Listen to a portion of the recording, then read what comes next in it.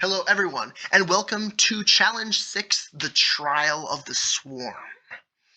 This is going to be one of my favorite boards. Honestly, I really enjoy the size of this board.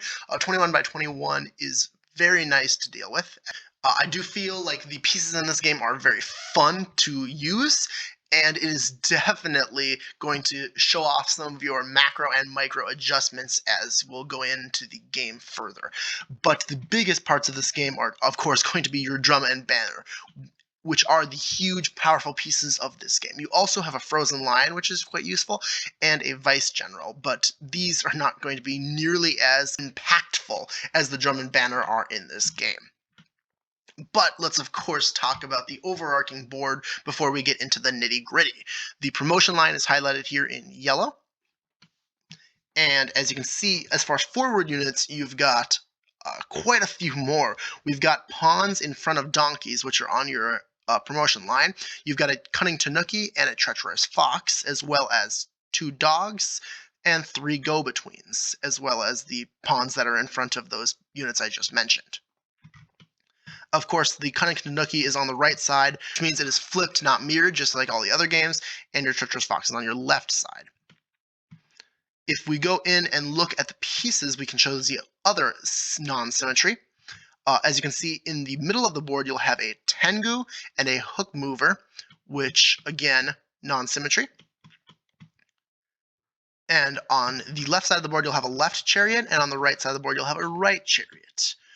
Going down it here, we've got the same Rakshasa, Wrestler, Divine Guardian, and Yaksha that we had from the last game, which are in a very similar row. Again, you'll also note the Lionhawk and Painted Lion, which Lionhawk's on the left and the Painted Lion is on the right.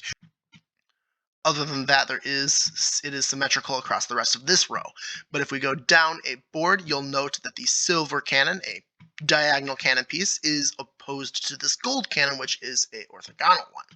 Also, you'll see the Phoenix and Kirin, which has been a consistent non-symmetry throughout all these games. You'll also note a Western star is on the left and an Eastern star is on the right. As you can see, these stars make up a compass-like shape, having north, east, south, and west. Other than that, we'll move on to the next row, which has the she-devil on the left side and the dove on the right.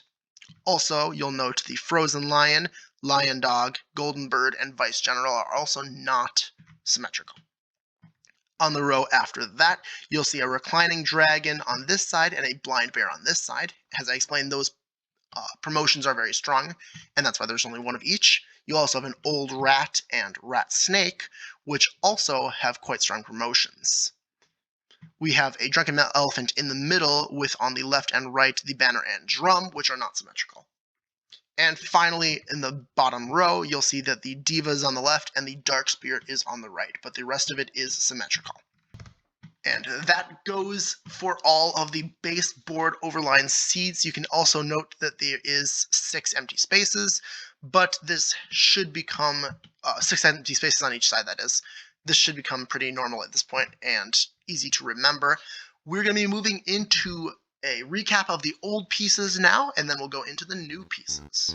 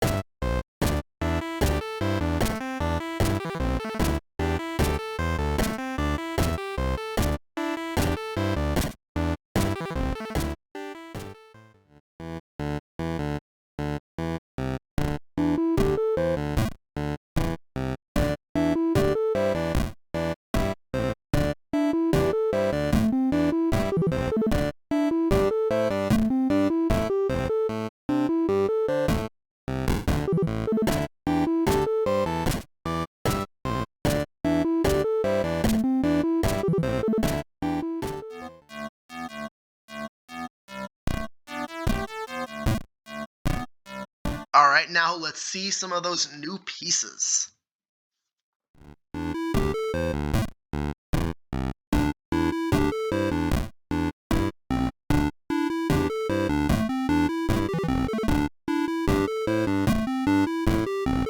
We'll be starting with the humble token. Token is a simple step mover, as you can see. It's also been a piece that you may have seen quite a few times at this point, as it is the promotion of the pawn. But it does appear in this game. It has the same movements as a gold general, but its promotion is quite a bit different. The gotcha. Kind of a strange looking piece here, but as you can see, it's got a range through a rail double move, and it also has rail double moves to its forward diagonals. Behind it, it has a limit range of up to 3 spaces and a jump to range on both of its sides. A little bit of a strange piece, but we'll move on.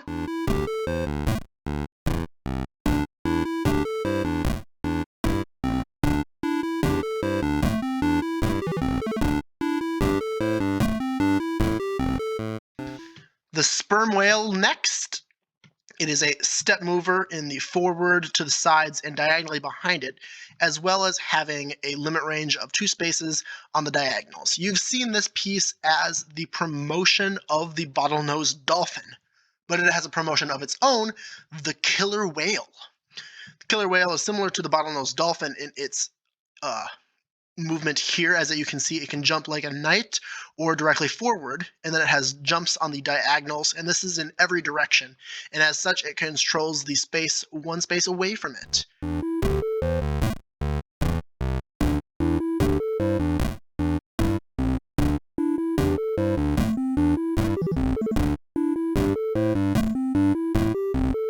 Next up is the heavenly horse.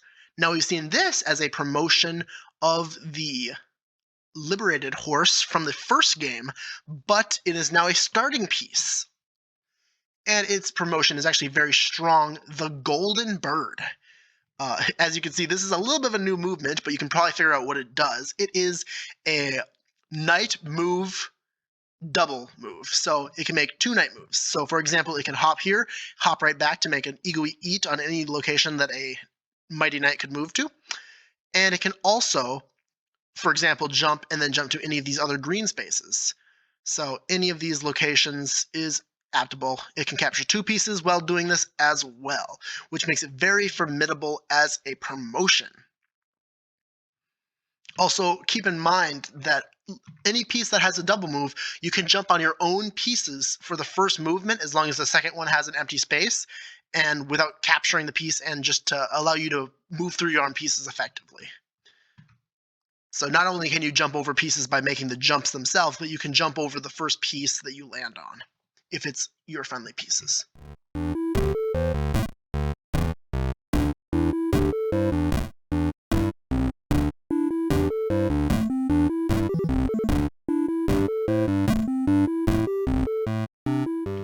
Next up, we'll see the other 2 stars. As we saw the Eastern and Western star from the last game, we'll be seeing the Southern and Northern stars here. Again, same concept as the last game. Their promotions are also going to look very similar, as the Sagittarius is the promotion for this one. Same concept as last time. The North Star, same concept as the South Star, East Star, and West Star, and its promotion, also same concept. Very simple. I don't need to explain these hook moves, as you should already know how they function.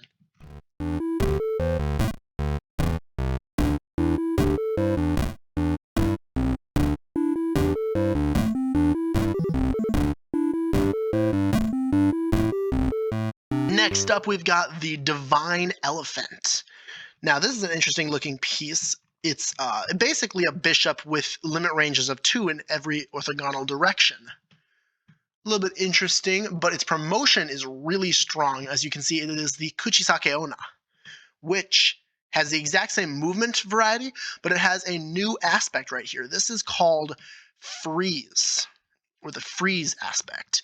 Basically, it works very similar to the way that the burn aspect worked from the trial by fire, which is that the area surrounding it is frozen instead of being burnt. This means that any enemy piece that is within this area is not allowed to move. They cannot be used to move.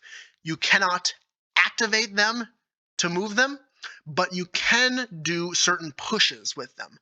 For example, the banner can push units through the freeze of a freeze-based unit, and the trumpet general can teleport a unit that's in the frozen area out of it.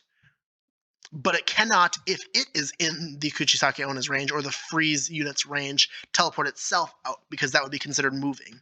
This is the same for the Emperor. If you have a promoted blind bear and the blind bear is within, and the Emperor is within this range, it cannot use its teleport to teleport out of it, because it is considered moving.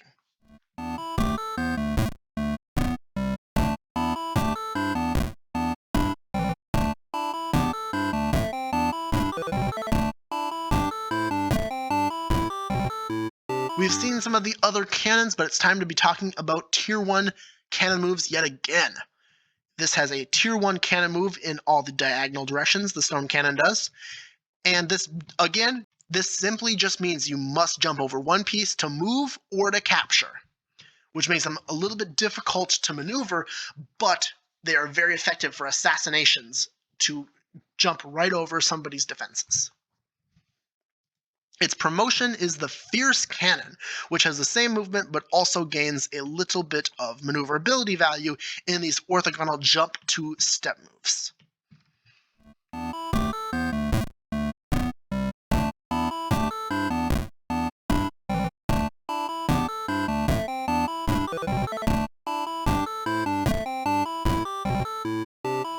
Next up, we've got the Iron Cannon. Same concept as the Stone Cannon, except this one has orthogonal Tier 1 cannon moves instead of diagonal ones. And its promotion is also very similar, the Brave Cannon, which has those jump to step ranges on every single diagonal instead of orthogonal instead.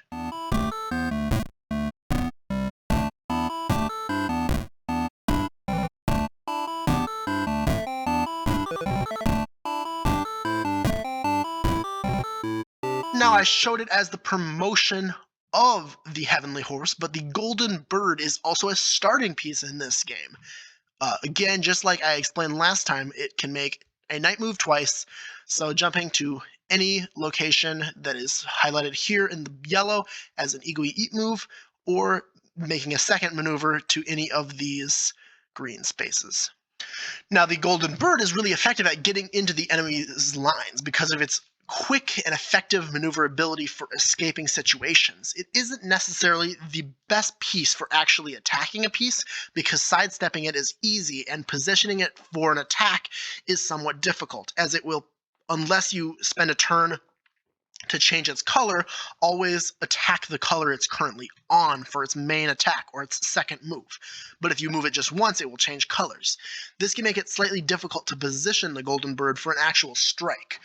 But if you're able to weave and bob your way into the enemy's backlines, you'll get yourself a Spirit Dove, as that is its promotion. The Spirit Dove is going to be a very effective piece if you can get it into the enemy's backlines.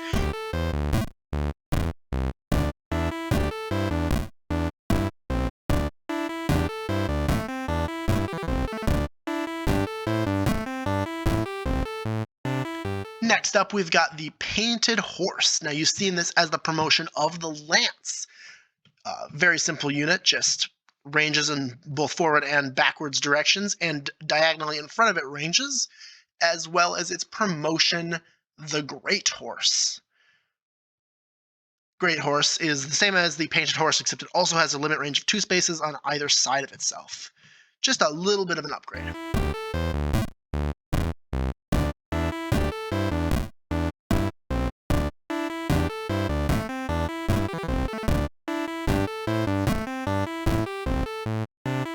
Next up is the Whale. Now, the Whale is the promotion of the Reverse Chariot, but it also is a starting piece in this game. As you can see, it's going to be mainly used to protect your own units by pulling it as far up as you can possibly get it and give it this nice backwards diagonal to protect a line of your own pieces. Although if you do promote it, it does gain a little bit more maneuverability in these limit range of 2s to the side. Very similar to the promotion of the Painted Horse, was the Great Horse. This is the Great Whale.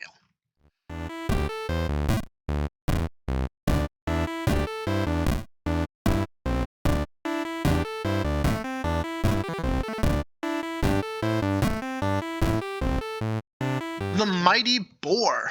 We've seen this as the promotion of the side mover from the second Trials when it was first introduced, but the side mover's been with us almost every game. And as such, you might have seen this piece a few times depending on how many times you've played the games. The Mighty Boar is a really nice piece, especially for protecting your units, but because of its bishop-like capabilities, you can bring it into the attack pretty effectively as well. And its promotion is quite powerful, the Cliffside Woman. It has the exact same movement, but its sideways components are replaced with these tier 3 cannon moves, which, if you need a reminder, means that they can jump over as many pieces as they want in order to capture a piece, but this does not allow them to use that ability to capture a royal piece, as you must do that by attacking normal.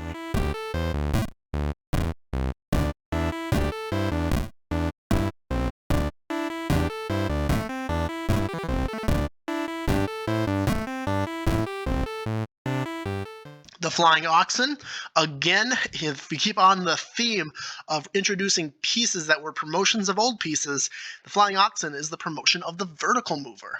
And just like the Mighty Boar's promotion, the Shrine Princess has those tier 3 cannon moves replacing its vertical moves instead of its sideways ones. This is a really strong attacker if you can bring it out, because you can apply tons of pressure, especially in this game on the Drum and Banner, or perhaps the Frozen Lion.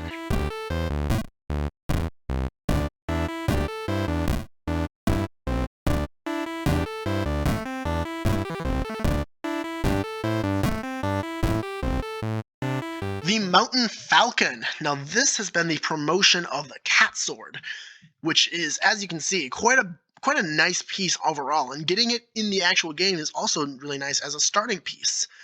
It's got these limit range of 2 on the sides and this just simple jump move in front of it, but then it can move like a bishop, and it has this nice backwards range as well. But its promotion is even better. It promotes to a Horned Falcon, which is the promotion of the dragon horse, if you remember correctly. But it's nice to have another one of these. They're always effective to have these pieces, as they're really strong and useful.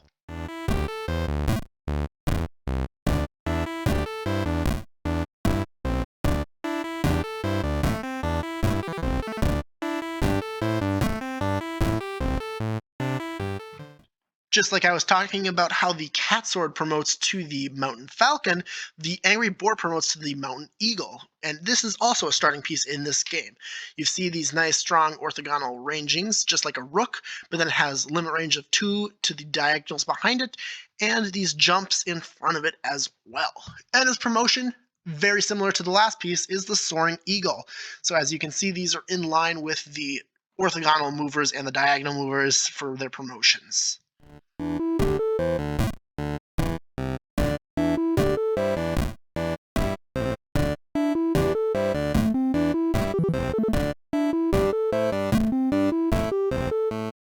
Next up, we've got a very nice space piece, the Painted Lion.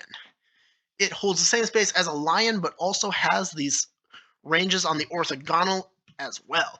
This is the orthogonal version of the Lion Hawk, and is quite a nice piece. The Furious Fiend simply gains the ability to move on the diagonal also, which makes it a queen plus a lion. Very good for putting pressure on pieces and just overall holding lots of space and being able to protect your pieces or go on the offensive wherever it is currently positioned.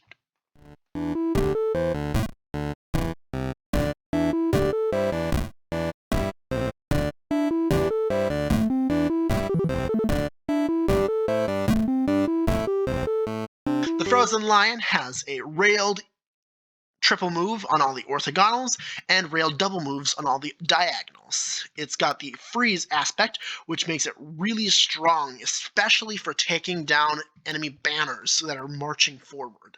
This piece will be integral for your defense during the mid-game, and if you can attack with it, can be really useful, especially given the fact that its attack is going to be just as effective as its defense, given how quickly it can move back and forth with its railed triple moves, although its actual capabilities for repositioning are going to be a little bit more difficult on the diagonals because it does not get 3 steps in that direction.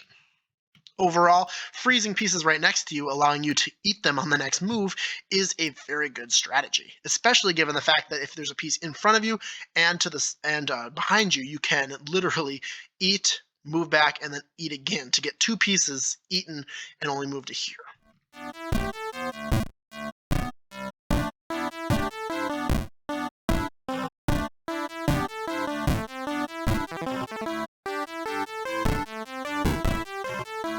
Now it's time to talk about the two pieces that make this game the Trial of the Swarms.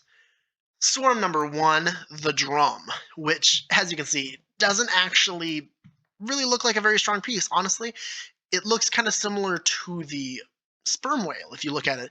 It's got these backward diagonal step moves and a forward step move as well as the more powerful but still slightly lacking double moves diagonally in front of it, which it can mix around to get to, well, basically just one extra spot instead of being a railed double move. It can, of course, make an eat move and move back to where it came from, but overarchingly, the reason the drum is strong is because of this aspect right here. This is rhythm. Whenever the drum takes a step, it will cause one other pawn to also take a step. So, for example, if you moved your drum forward one space, any one of your pawns on the board can also move forward one space. But because of these double step moves, that means that you can take one step and cause two of your pawns to move forward, or take one of your pawns and move it forward twice. This is integrally strong, especially given the fact that as long as one of these spaces diagonally in front of the drum is empty, that means you can perform an Igui Eat move and cause one of your pawns to move forward twice without changing the drum's position. This means you basically gain the superpower of moving two pawns at a time while the drum is on the board. This can be integrally strong, but something even stronger that you might not even think about is its promotion. The Thunderclap. Now, you might see something similar to this when you look at the Tarantula Hawkmoth, the promotion of the Lion Hawk. It's got 5 times move in any orthogonal direction, meaning you can 1, 2, 3, 4, 5, or 1, 2, 3, 4, 5. Any combination of these moves, getting at any of these locations, or even capturing 3 pieces and then returning to where it started and rejecting its last movement. Just overall a really strong piece. But it still has the rhythm aspect, meaning that if you have a Thunderclap on the board, all of your pawns have the capability of moving forward 5 spaces, or 5 pawns being able to move forward 1 space each, or perhaps 2 pawns, one of them moving 3, one of them moving 2. The combinations can be endless, and this can make your pawns into a huge threat. If you can get a Thunderclap on the board, all of your pawns immediately become crucial components to your gameplay. In fact, it might be effective to not even promote them once they reach the enemy's line if you can keep them long enough, because you cannot cause a token to move when rhythm is activated, only pawns. But overarchingly, the drum is definitely your second most powerful piece in this game.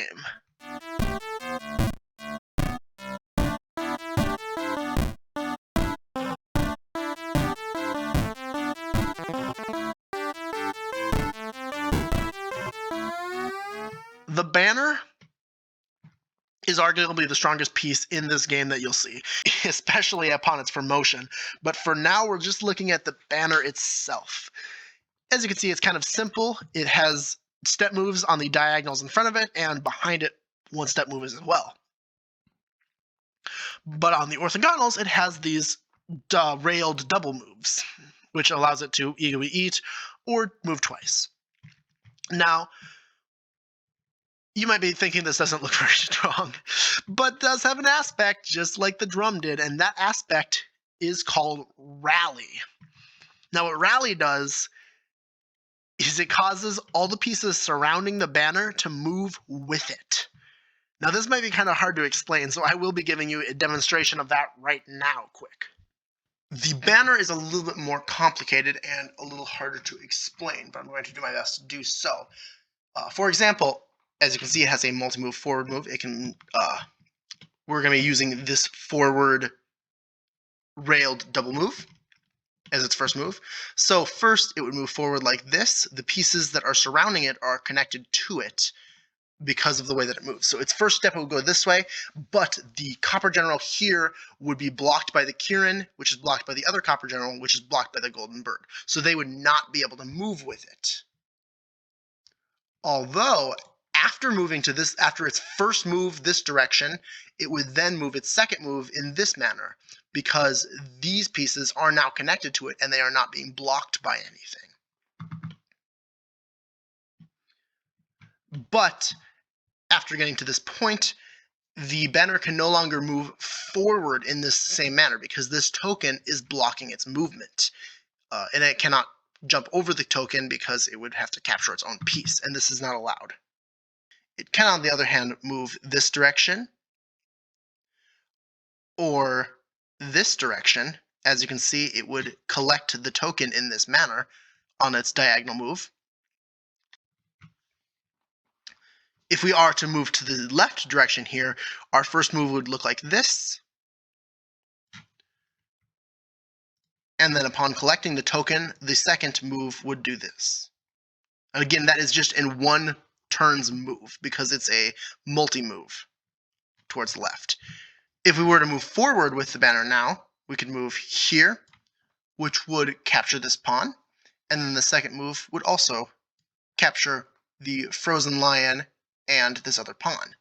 Notably, the frozen lion, although it has its freeze area around it, would not stop the banner from moving in this direction, because it is not the token that's moving or the bishop that's moving, but the banner is pushing those units, and so it ignores the freeze range. This would be the same for if perhaps this bishop was being frozen by a Skynet, it would still be allowed to move, because the banner itself is pushing the units forward.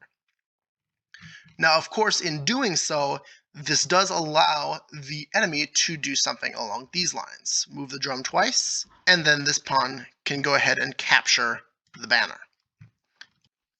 Now that we've returned, you can see how this piece is really strong, but its promotion is even stronger, and that is the freedom flag.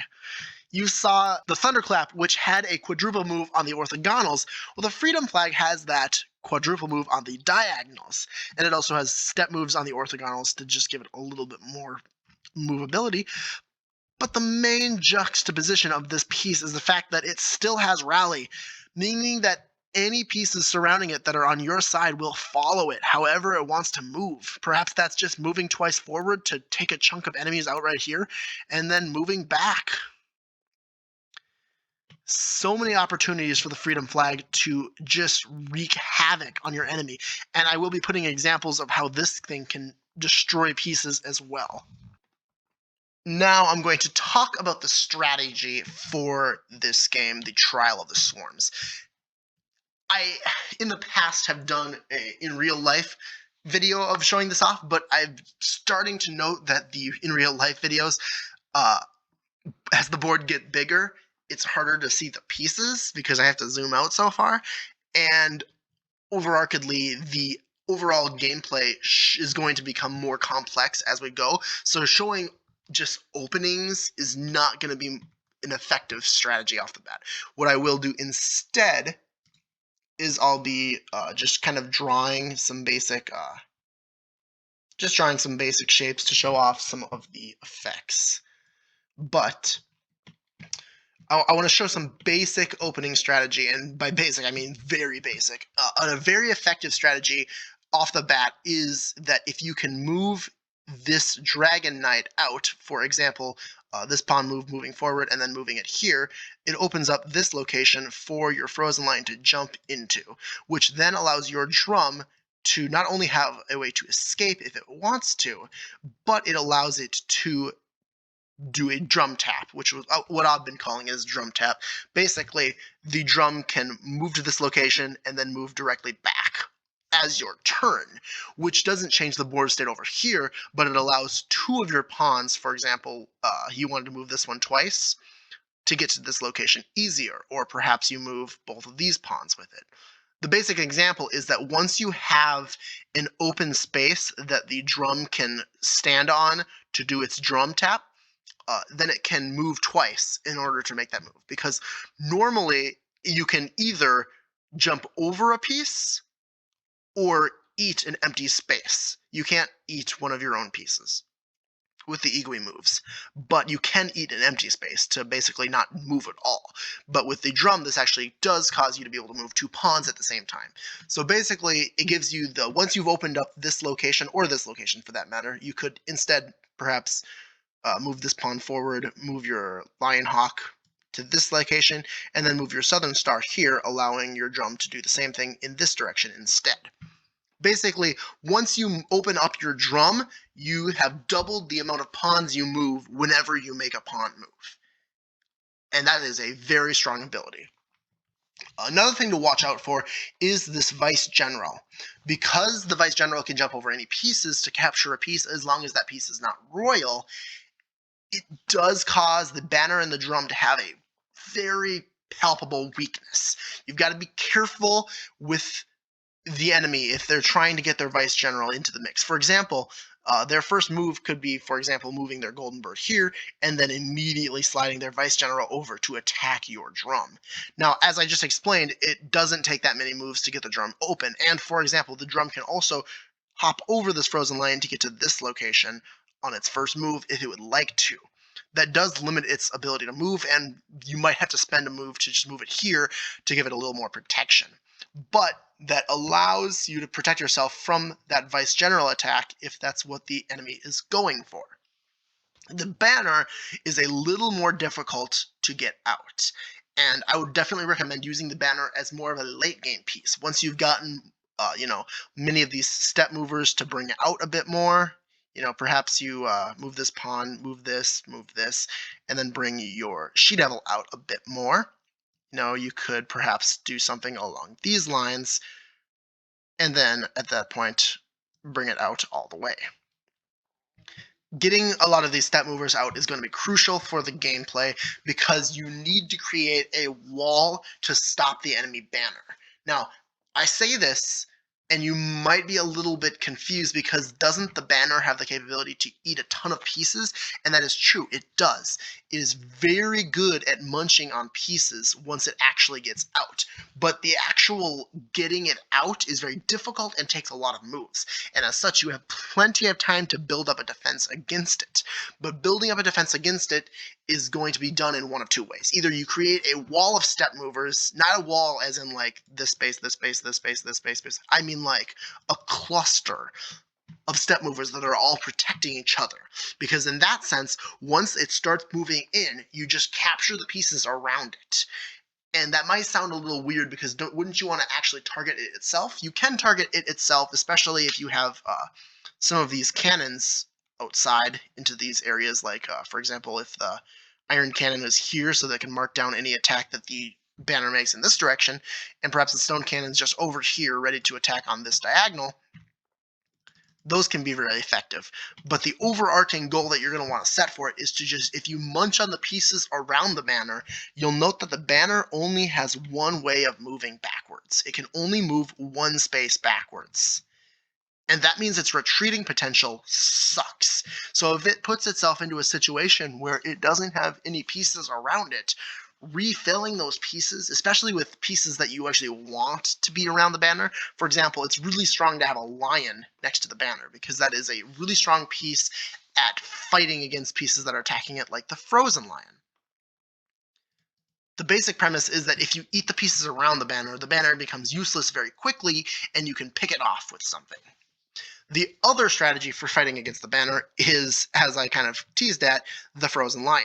The Frozen Lion, the area around it being frozen and the ability for it to move a bit faster than the Burning Lion just causes its overall area of effect to be very, very detrimental for a piece that is trying to move forward. Now, like I said in the example for how the banner moves, the banner can kind of push through this this freezing aura by pushing pieces onto the frozen lion. But as long as you can avoid that, you can put pressure on the banner in a very effective manner. And if you can capture or freeze the banner in place, a frozen lion for a banner is a very good trade. The basic premise is same as all the other games. Get your step movers out, build a strong defense while putting pressure on the enemy, and once you get the drum and banner out, trying to get those promoted as quickly as possible is a game-clenching play. For example, just the drum promotion is enough to cause this pawn to be able to make it to this location. 1, 2, 3, 4, 5 in one move. And that's the drum is, over here capturing something like this. It's insane how strong the thunderclap is. And that's not an exaggeration. You can absolutely swarm the enemy with pieces. Realistically, recommendation is if you can get a thunderclap on the board, move it away from the enemy, Try to get it back to your backline, because if you can get it back to your backline, or maybe just put it in the mid-ground somewhere and just hold space with it. Because the ability for your pawns to absolutely swarm into the enemy on all the lines that you've kept them alive is going to be very powerful. On the other hand, if you get the banner promoted, it is very likely that you can just absolutely obliterate the enemy. For example, if it promotes here, and then on your next turn you move here, here, here, here, here. First of all, if you had a piece in front of it, you've just killed the king, so you win. But look at all of the pieces that would get killed by this movement. That is if it's surrounded. Assuming it's surrounded, these pieces are all dead. That is a lot of destruction for one turn. And obviously, getting a banner to the enemy board is going to be very difficult. But if you can do so, you can absolutely wreak havoc on the enemy. And that's why this game is called the Trial of Sworn, because your two pieces that are most important, the banner and the drum, are swarming pieces. I mean, they create swarms. And I hope you enjoy playing this game as much as I do. I really enjoy Trial 6. It's probably my favorite trial so far. But thank you for watching. As we'll move into, there's only 2 trials remaining. The next one we'll see coming up, Challenge 7, is the Trial of Promotions. And I hope to see you all on that video as well. Thank you for watching. Have a nice day.